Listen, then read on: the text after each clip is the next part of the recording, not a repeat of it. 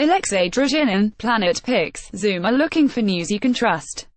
Subscribe to our free newsletters. It is working, the Trump GOP campaign to distract attention from the Russia scandal. And this is placing the nation, literally and seriously, at risk. For the past week or so, the big kerfuffle dominating the news related to Russia has been over the memo, a classified memorandum drafted by the Republican staffers of the House Intelligence Committee that claims the FBI inappropriately used the now infamous Steele dossier in an application for a super-secret warrant authorizing surveillance of a Trump campaign foreign policy advisor named Carter Page. Donald Trump and his champions, including Rep. Nunes, Arkaloff, the chair of the committee, and the other Republicans on the panel, want this memo publicly released presumably because they believe it would undermine the FBI's Russia investigation. Democrats on the committee contend that the memo cherry-picks facts and is misleading. The FBI and the Justice Department oppose its release, noting that such a disclosure would reveal important national security secrets. Others have noted that this is all a red herring, even if there was something fishy about this one warrant application, and there's no telling if there was, that would have no bearing on the rest of the FBI's investigation of Moscow meddling in the 2016 election and interactions between Trump associates and Russians. Not only do the memo shenanigans deflect attention from the Intelligence Committee's main job, probing the scandal, they also keep the spotlight from shining on a profound national security concern, the continuing threat from Russia. But look at what just happened. I spent the opening of this article explaining this dust-up, rather than far more important recent developments related to the Russia scandal. And that's the point. The Trump White House wants the politerati worked up over this sideshow. Consider these two other occurrences from this week. On Monday, Trump's CIA chief, Mike Pompeo, told the BBC that Russia will target the midterm elections this year. The very same day, it was reported that the Trump administration will not implement the new sanctions on Russia that Congress passed last year in legislation that Trump begrudgingly signed into law. So here we have word that the U.S. political system remains under threat from Vladimir Putin's covert information warfare campaign, and that the Trump administration has decided not to intensify sanctions that might deter Moscow from again subverting American democracy. Still, these significant events received a senior of the coverage devoted to the tussle over. Not only do the memo shenanigans deflect attention from the Intelligence Committee's main job, probing the scandal, they also keep the spotlight from shining on a profound national security concern, the continuing threat from Russia. It is not well known that the Moscow cyber assault on the 2016 elections went beyond the presidential campaign.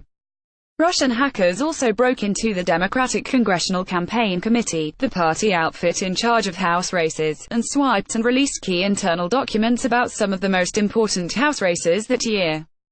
This included the group's strategy documents assessing the strengths and weaknesses of Democratic candidates and its confidential voter turnout models. Moscow's assault on the DCCC was an extensive operation that had an impact. In several House races, candidates used the leaked material to attack Democrats. In primary contests, Democrats exploited the leaks against Democratic rivals.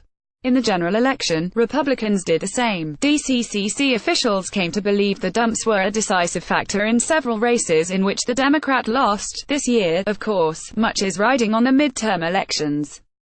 If Democrats manage to gain control of the House, they will have the power to thwart Trump's policy initiatives and the ability to investigate his administration, and to investigate elements of the Russia scandal overlooked or downplayed by the Republicans.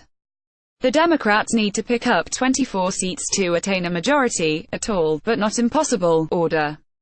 Russian intervention in a handful of critical races could mean the difference between a House that continues to protect Trump and undercut the Russia scandal and a House that challenges Trump and digs aggressively.